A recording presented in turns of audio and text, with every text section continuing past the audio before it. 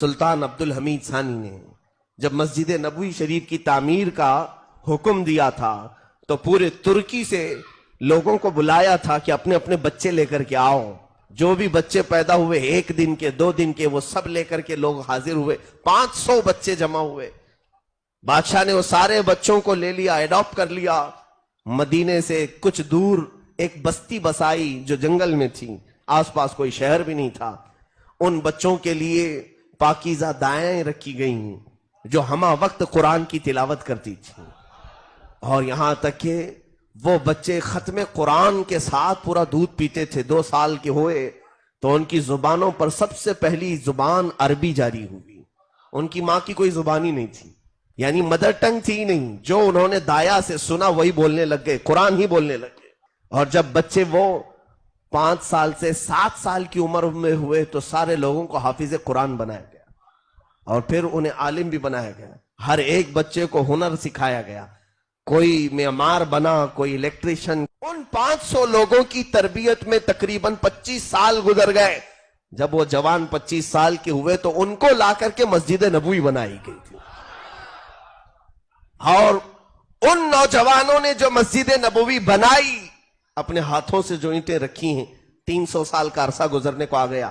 ابھی 1960 اور 1970 کی دہائی میں دوبارہ مسجد نبوی کا کنسٹرکشن ہوا ہے سعودی بادشاہ کے زمانے میں. یہ جو ابھی آل چل رہی ہے انہی میں کا ایک بادشاہ تھا جس نے توسیع کی اور بڑھایا ہے مسجد نبوی کو, بہت بنایا. لیکن جو اصل میرے آقا صلی اللہ علیہ وسلم کا حجرہ ہے, جہاں روضہ ہے اور جہاں پہلی 4 صفیں لگتی ہیں, یا ریاض الجنہ ہے, اس جگہ کو شہید کر کے نیا بنانا تھا, نیا پروجیکٹ تھا.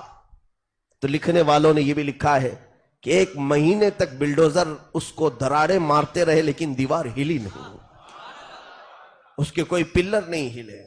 اسی لیے کہ میرے عزیزوں, ان بچوں نے جو ادب کا مظاہرہ میرے آقا کی بارگاہ میں پیش کیا تھا, اللہ اللہ, وہ اگر اینٹ بھی زیادہ ہوتی تو وہاں کاٹتے نہیں, 12 کلومیٹر دور لے جا کے کاٹتے تھے کہ اینٹ کے کاٹنے کی آواز سے میرے آقا کی بے ادبی نہ ہونے پائے. اور پوری مسجد کی تعمیر ہو گئی, کسی دیوار پر انہوں نے قدم نہیں رکھا.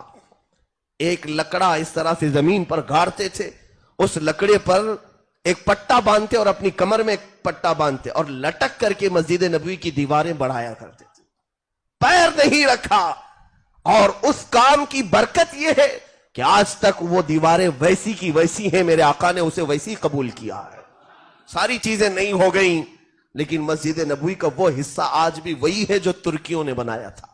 حضور کا حجرہ وہی ہے, میرے آقا کی جالیاں وہی ہیں, جالیوں کا ایک لوہا بھی بدلا نہیں.